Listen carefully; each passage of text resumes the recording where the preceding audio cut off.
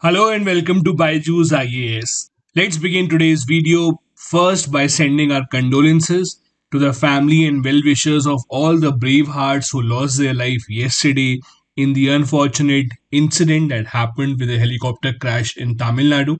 It's a great loss for the entire country. Another announcement that we have for this video is that Byju's is bringing the National Scholarship Test on 12th of December 2021 at 11 a.m. You have a chance to win up to 90% scholarship for the Byju's IAS courses.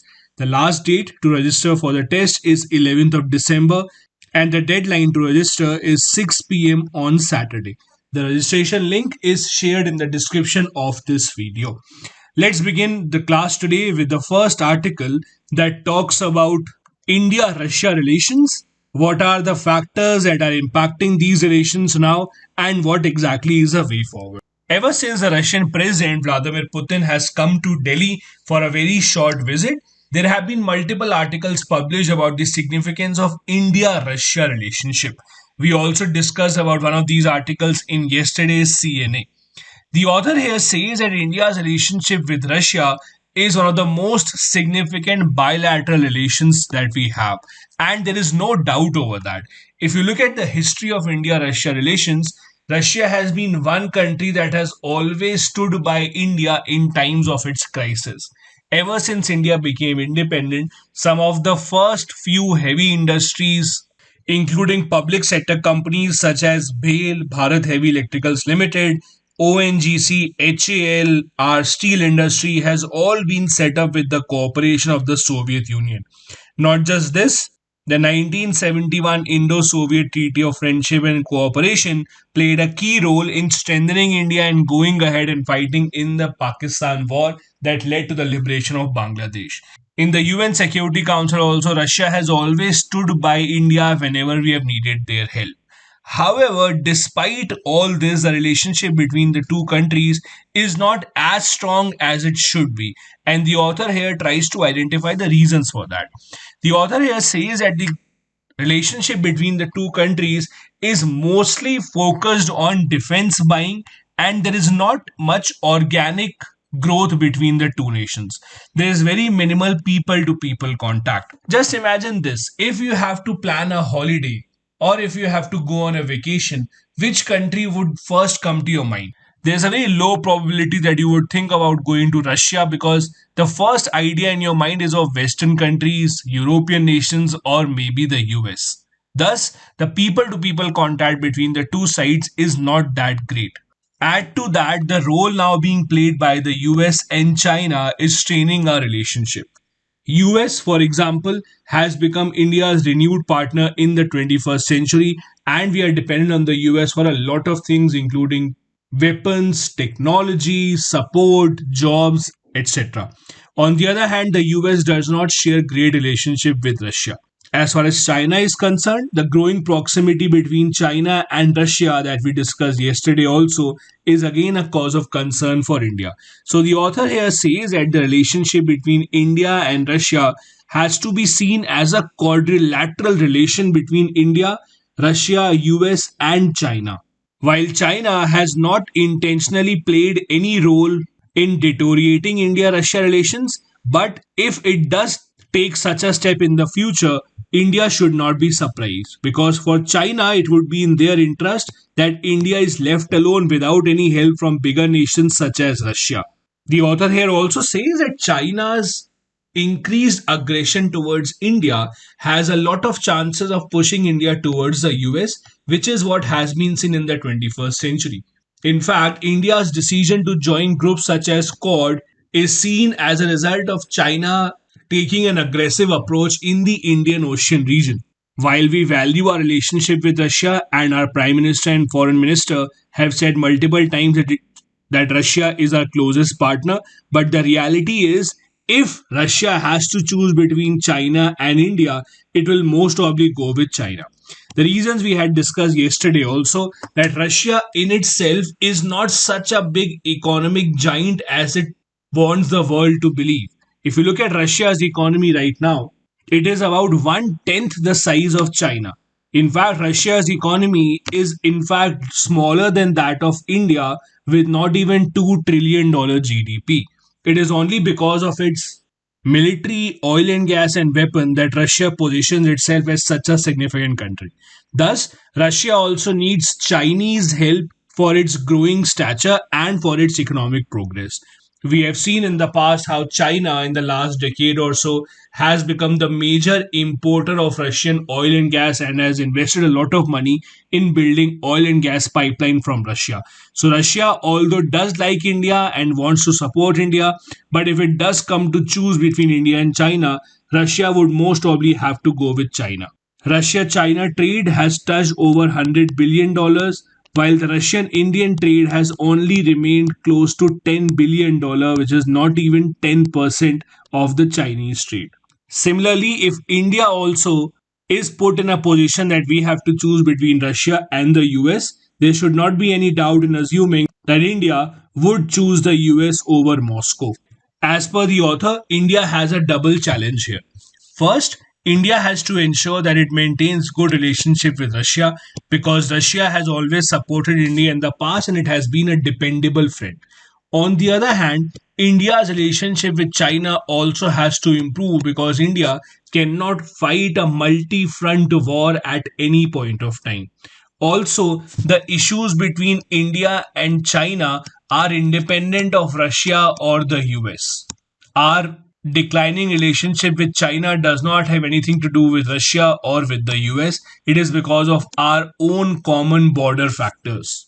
India in the past decade or so has tried to improve relationship with Russia in all the matters, but we have not been successful. As we have seen in the past, except defense buying, there is not much commercial relationship between the two countries. So now India is trying to collaborate with Russia on other fronts. For example, India is trying to invite Russia into the Indian Ocean region, where China has been trying to be an extremely aggressive nation. India hopes that with Russia also becoming an active partner in the Indian Ocean region, it would give a pushback to China and it would protect India's interests in the long run. Now, there are some other factors that have taken place in the past few years that have impacted the India Russia relations. Let's have a closer look into them. First, the Quad effect. A lot has been said about the Quad, which is a group comprising of India, US, Australia, and Japan. Although it is a non military group which has been repeated multiple times, but the fact is that Russia or China does not appreciate this group being formed. The group has said multiple times that it will keep an eye on the expansion of China in the Indian Ocean region. So, China obviously does not like it. Similarly, Russia is not very happy with India becoming closer partners with US and other countries in the region over Russia. Russia, in fact, wants India to play a bigger role in the summits such as SCO rather than focusing on the Quad. There was another very interesting incident that happened in May 2020. Our Defense Minister Rajnath Singh visited Russia during the COVID pandemic and handed over to the Russians a list of 10 pieces of military equipment that we require to fight off the Chinese aggression in Ladakh. And Russia did deliver on most of our demands, which indicate the fact that Russia is not blindly choosing China over India, at least for now. Russia believes that its relationship with India is far too important to be left alone, and they don't just want to choose China over India, which is a positive sign. The Indian Prime Minister has also been trying to juggle the relationship between the US and Russia. In fact, just a few days later, Prime Minister Modi will participate in the virtual democracy summit called by the US President, where neither China nor Russia has been invited. Experts are also saying that Vladimir Putin's visit to India at a time that Indian and Chinese troops are still facing off each other in the LAC is also a message to China. See, you have to understand the fact that the rise of China as a superpower is not really in the interest of Russia also. As I said, the size of Russian economy is much smaller than what it actually looks like. Russia's economy is one tenth of the Chinese economy. In the 1950s, Russia and China used to be close partners, used to be the two countries to take forward the communist ideology. And now, for Russia to see China growing so fast at such a fast pace is also a dangerous sign. At the end of the day, it is every country for itself. So, Vladimir Putin's visit also is a signal to China that they value their relationship with India and they don't want China to be such a dominant force in the region that it overshadows every other country. All these factors have put India Russia relation in a very interesting zone with both the sides appreciating each other's importance yet not being able to take the leap and improve the commercial relations between the two nations. The next article talks about the income and wealth inequality that is seen in not just India but countries across the world. This article presents a lot of data and numbers about how much money does the people at the lower level of the society earn and how much money is concentrated in the hands of the rich people across the world. While countries around the world publish their GDP numbers, but the GDP numbers don't really tell the real story about who is earning how much money. If one person is earning 100 crore rupees and nine other people may not be earning anything, the average income of the country will still be 10 crore rupees each. But the reality is, out of these 10 people, 9 people are still hungry without any assets, while all the money is concentrated in the hand of one single person. This is the problem with numbers which don't show the real story. The article here says that globally, inequality is back where it was in the early 20th century. That is, the richest 10% people in the global population right now earn over half of the global income, while the poorest 50% people only get 8.5% of the income in their hands. This inequality is seen the least in Europe, while the highest inequality amongst rich and the poor is seen in Middle East and the North African region. Not just this, the share of private wealth is rising while money in the hands of the government is also becoming lesser day by day. And the situation is bad across the world, not just in India. India in itself is said to be one of the world's most unequal nations. Top 1% people in India get over 21% of national income, while top 10% Indians account for 57% of the national income. The key highlight is this: income inequality in India today is even worse than it was at the time of the British rule.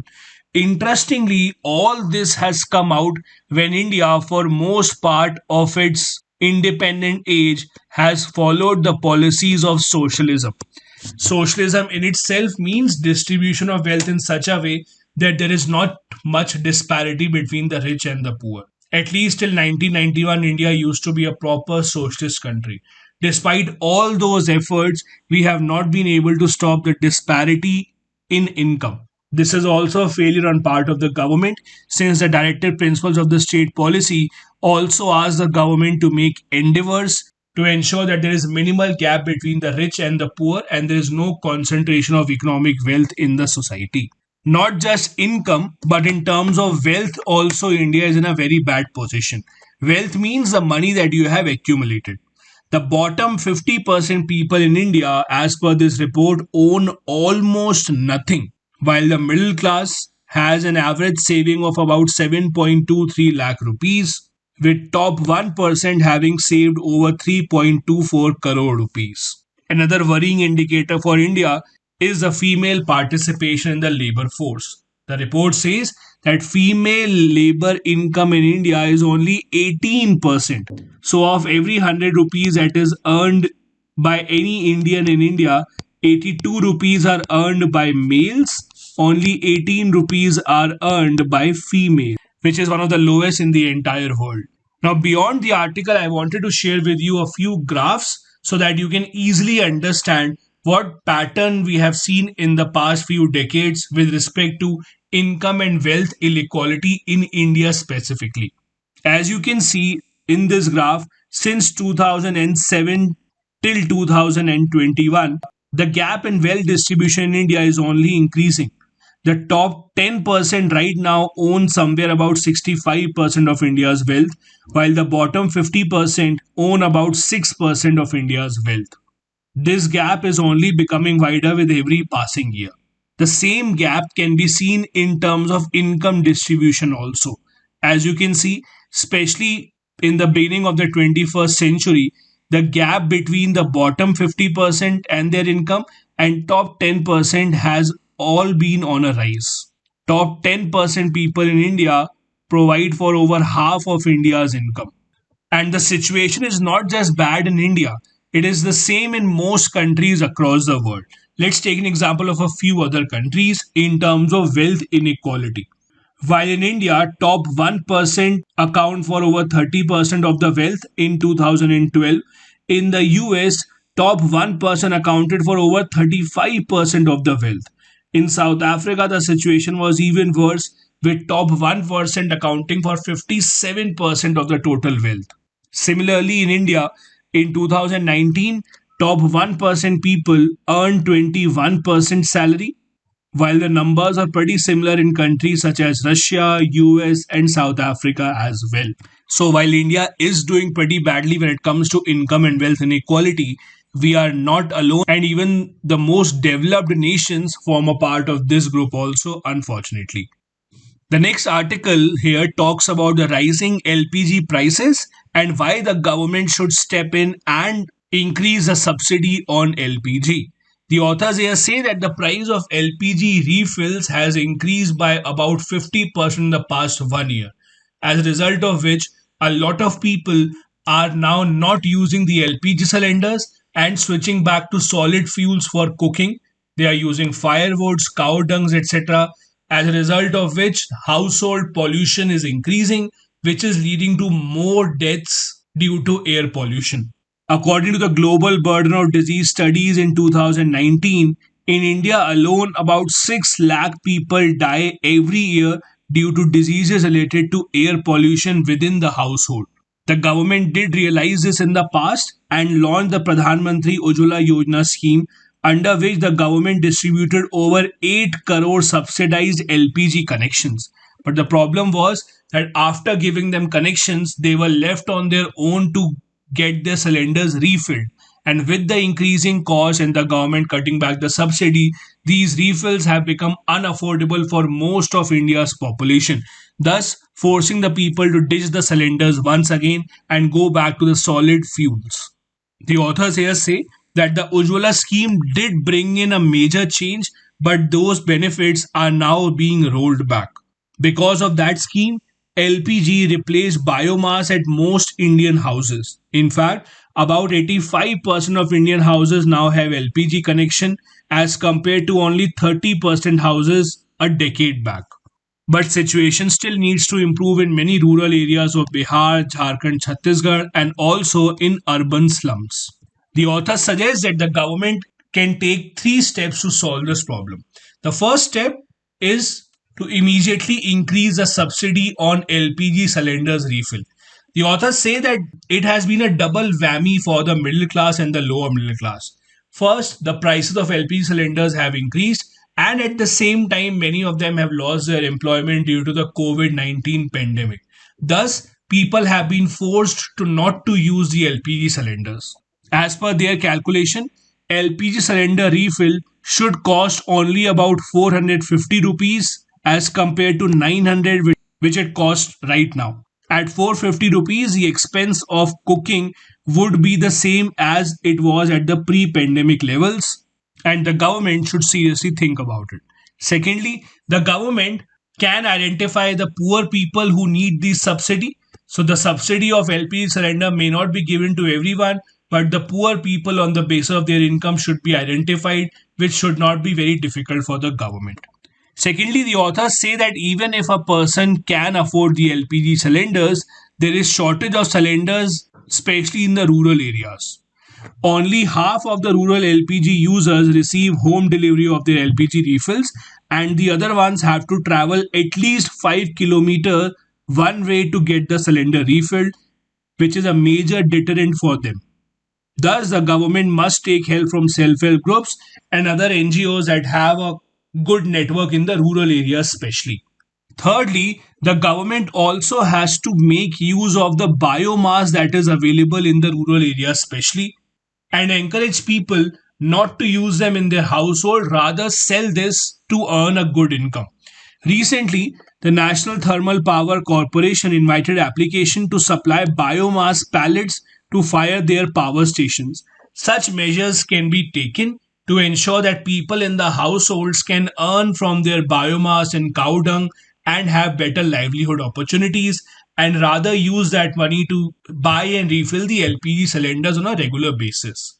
Let's also go beyond the article and look at the details of Ujjwala Yojana 2.0, which was recently launched by the Prime Minister. The Prime Minister in the month of August recently mentioned the plans to promote Gobar Dhan, that is, tapping the cow dung for energy. The first phase of Pradhan Mantri Ujjwala Yojana was launched in May 2016, as I said, to provide LPG connections to poor households.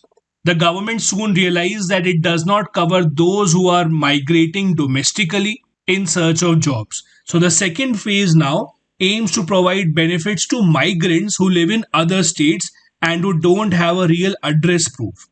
Now, gas cylinder would be given only when the person makes a self declaration that I belong to this particular household and please give me the cylinder without the need to submit any document. The scheme will give a financial support of rupees 1600 for each LPG connection to below poverty line households. Not just this, the second phase will provide the first refill and a hot plate free of cost for the beneficiaries. Hot plate will be kind of induction that can be used for cooking of fuel with the cylinder. Under the second phase, the government wants to provide LPG connections to about 10 million, that is about 1 crore beneficiaries. Apart from that, the government is also fixing a target to provide piped gas to 21 lakh homes in 50 districts. Remember, the Ujjwala Yojana is the first welfare scheme under the Ministry of Petroleum and Natural Gas of the Government of India. The next article here talks about the government's inability to put higher taxes on tobacco. The author here says that in the past few years, taxes on tobacco and tobacco products have hardly increased. That has led to two big losses. First, it has led to deteriorating health and increased consumption of tobacco. Secondly, it has led to government not earning the kind of taxes that it should have from the sale of tobacco in the country. The author says that about 28.6% adults above the age of 15 years consume tobacco in some form in the country, thus making India the second largest consumer of tobacco in the entire world. Tell me in the comment section which is the largest consumer of tobacco amongst the nations. Thus, India has to bear an annual burden of 1.77 lakh crore rupees. Now, over here, you must understand something. There are some people who are of the view that why should the government prohibit anyone from having tobacco? At the end of the day, it's a personal choice. But understand, it's not a personal choice. If you have tobacco or cigarette and then you fall ill because of that, where would you go? Most probably you would go to a government hospital where the government has to give you health care free of cost. That will be free of cost for you, but that would come from the taxpayers' money. So government is spending taxpayers' money to take care of you because you chose to have tobacco. Also, when you fall ill, you won't be working for some days. That will also be an added burden on the government because you won't be paying taxes. So, there is an annual economic burden on the government when people consume tobacco. And that is what the author is saying is about 1.77 lakh crore. Thus, the government should think about increasing taxes on tobacco products to discourage its consumption. In fact, tobacco has been one of the very few things that have become cheaper after the implementation of the GST. The average annual tax collection from tobacco products is only about 53,750 crore and has the potential to be at least three times the same. Governments across the world have realized the fact that increasing taxes on tobacco is by far the most cost effective way of regulating its consumption. Government of India's own National Health Policy of 2017 said that we want to reduce the consumption of tobacco by 30% by 2025.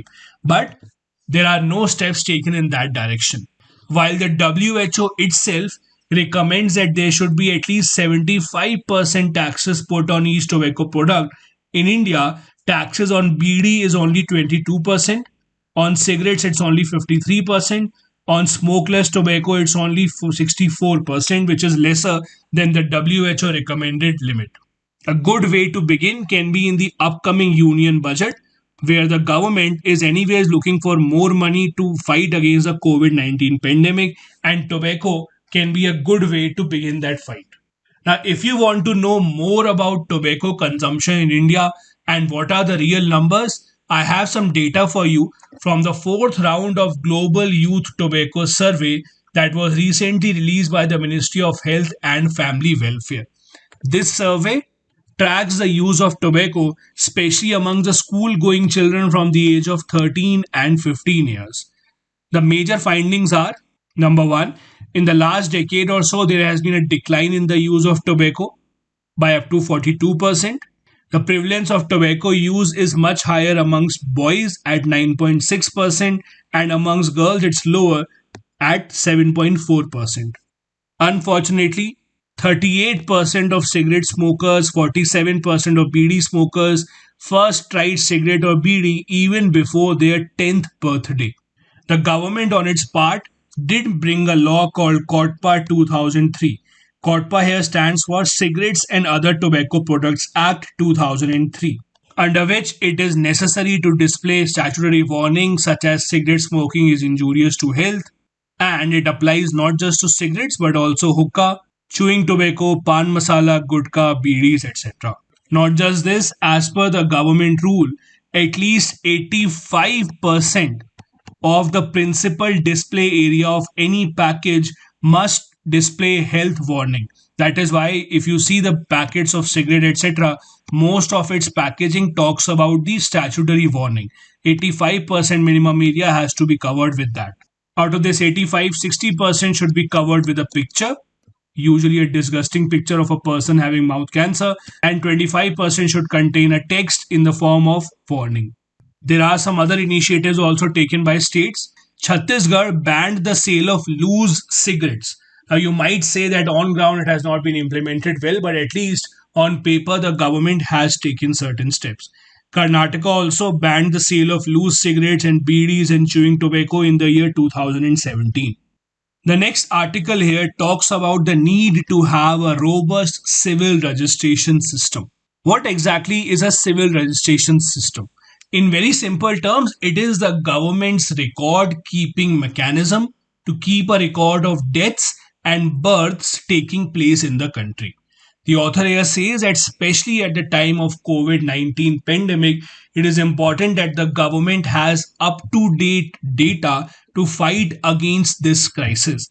Mortality data are essential for the pandemic management because the policies of the government have to be based on real and accurate numbers. The impact of the pandemic can only be measured through an estimate of excess mortality.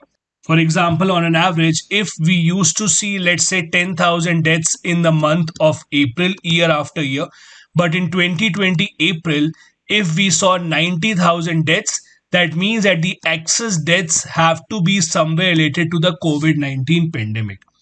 The author says that nations such as South Africa have identified a great way to keep their numbers accurate.